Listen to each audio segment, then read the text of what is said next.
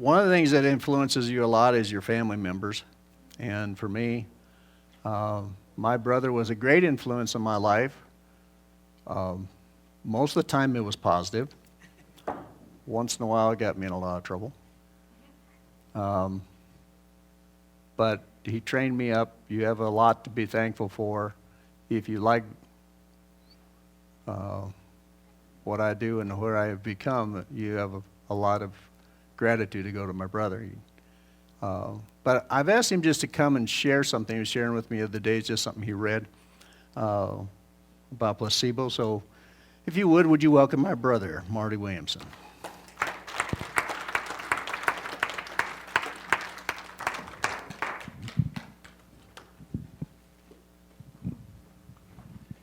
Okay, forget the kids being nervous and telling a joke.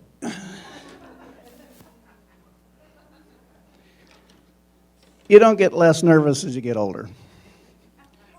Right here, folks, we have, straight from the Nislin School of Antiquities, one of the few, if not only, remaining bottle of Raleigh's Colic and Bloaties. And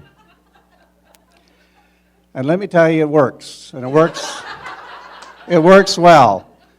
One of the things John and I would do as we were boys, we'd go stay at Grandma's, and this came out of my grandparents' cellar, by the way. We'd go over there, and she made the sugar cookies that were to die for. They were made with chicken fat. That's what makes the sugar cookie good. And we'd eat them till we were bloated. And so we complain about this bloat. Well, sure enough, up would come the colic and bloaties. And you realize it didn't take much to cure us. It didn't really cure the bloat, it cured you of asking for bloaties. I'll leave that there.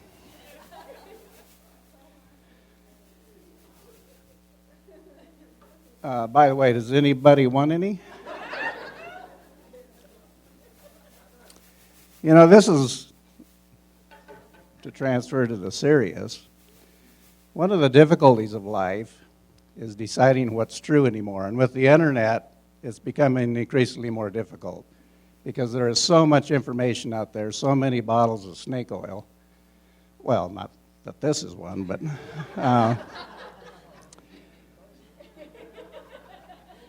And so one of the things I've done is I've tried to, in my studies, because I got a fascination for learning things, is to find people that I could put some confidence in. And one of those people that I put confidence in when it comes to the medical field is Dr. Mercola. He's an MD that started his practice, I think, in the 80s, and by the 90s he decided that he wasn't getting as good a results with conventional medicine as he had hoped, and started leaning toward what we call alternative medicine, and then started a newsletter, I think, in 97. He's been in the top 10 websites for alternative medicine since then. I think he was second when I first started looking at him.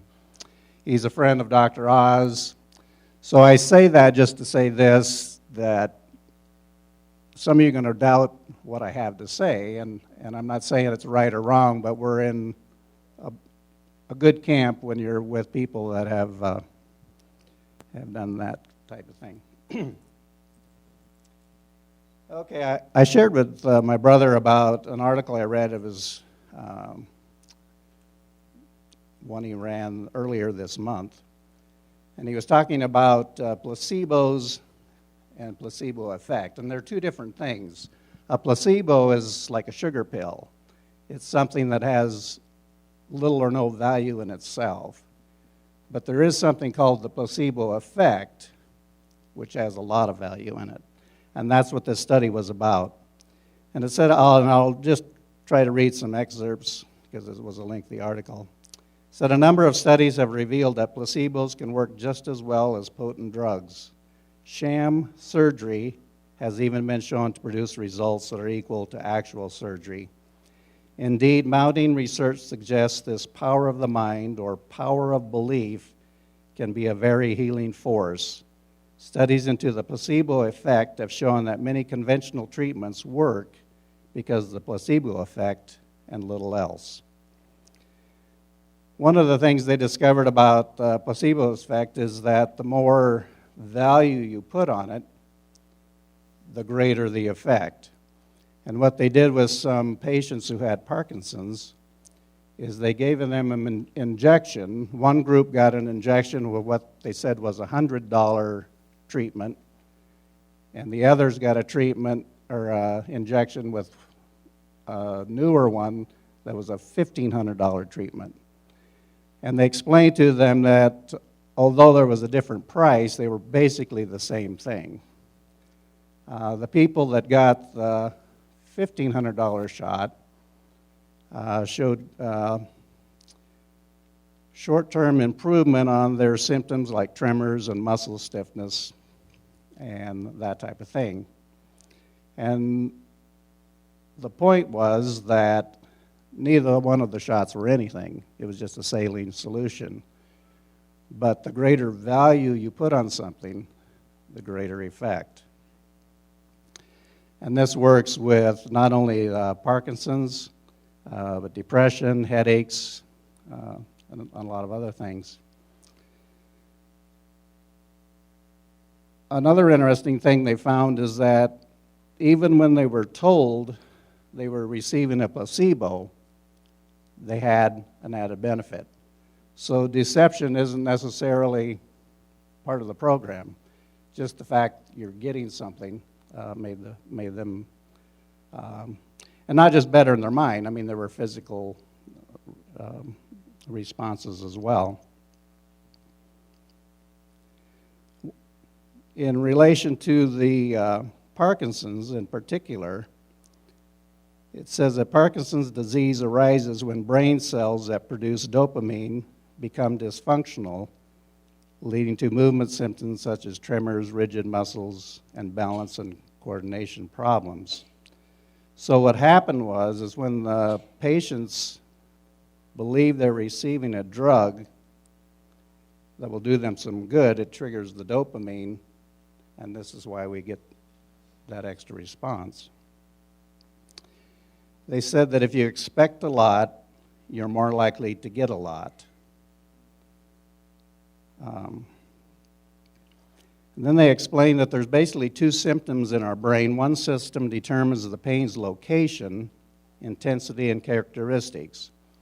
So when you're poked, you say, well, that's sharp, that's right on my rib, that's whatever. The second response, which is a completely different one, deals with the emotional aspect of the pain. That's like how bad it is, how severe it is. And so if you have a positive thinking of the pain, it's less than if you have a negative thinking of the pain. And they explained that torturers have used this for years. If you know you're being tortured, it hurts a lot more than when a friend is doing it. I think that explains the 50 Shades of Grey or whatever. Well, shouldn't have gone there, but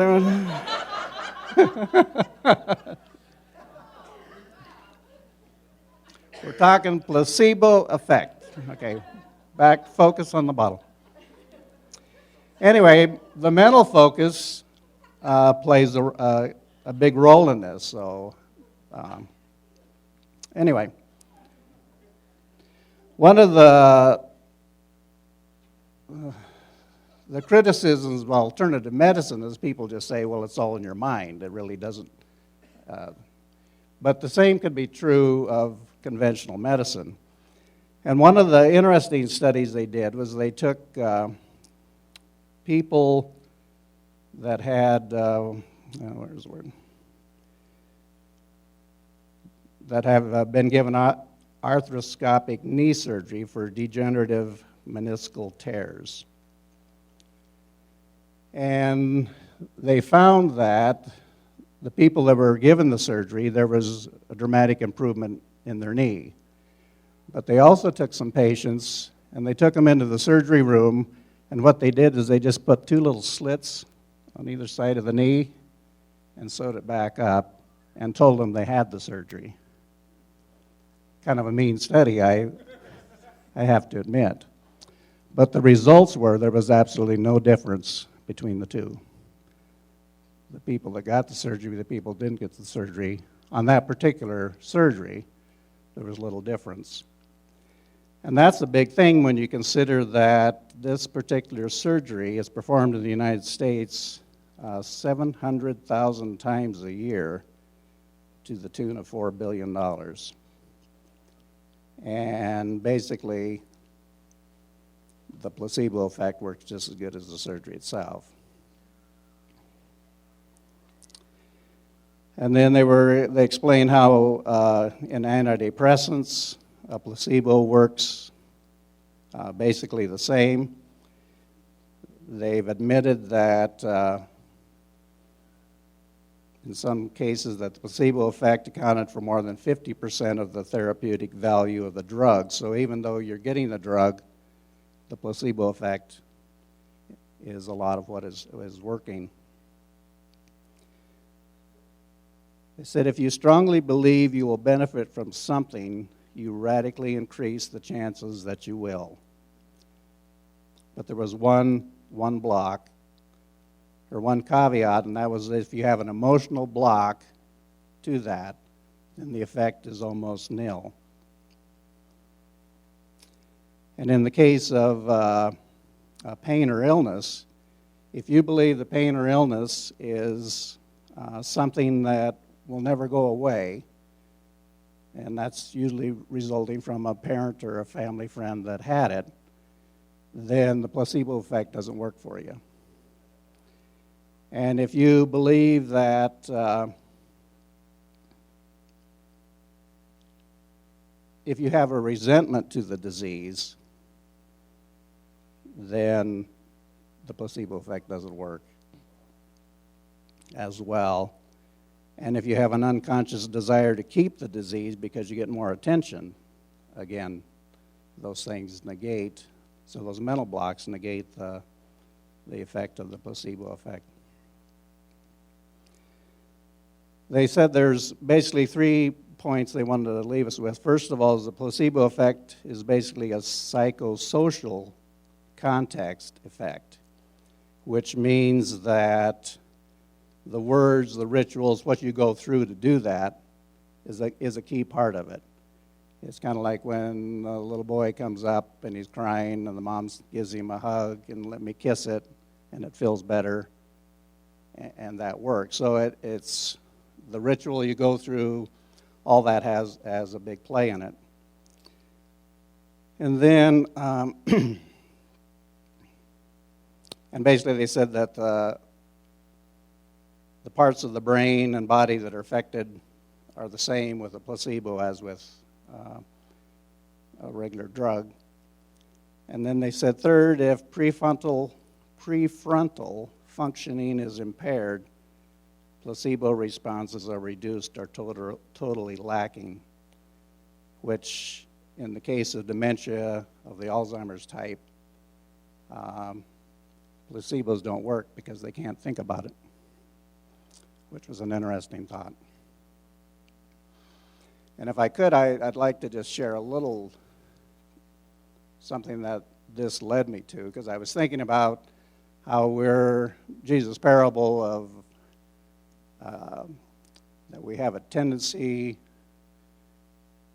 to get discouraged, and so he gave the parable of going before the judge, and then it followed by, will he find faith on the earth? So I went to Hebrews, where it talks about faith, and it said that without faith it is impossible to please God, because those who come to him must believe that he is, and that he is the rewarder of those that seek him.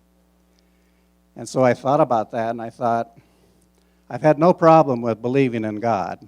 When you grow up on a farm, I've seen literally thousands of births, I've seen plants grow, and I have no problem believing in God. The second part has given me some trouble in life, that he rewards those who seek him. And when you think about how if you've got a mental block on that, it stops the flow of what takes place. And so for me, this is pretty profound because the experiences I've had in life and the disappointments, the cares of the world, the deceitfulness of riches, all those things that tend to pull away our faith, have had their effect on me. And so now when I go before the throne and I say, give me justice, I am saying, take this skeptical heart away from me and give me the peace and understanding that only Jesus can give.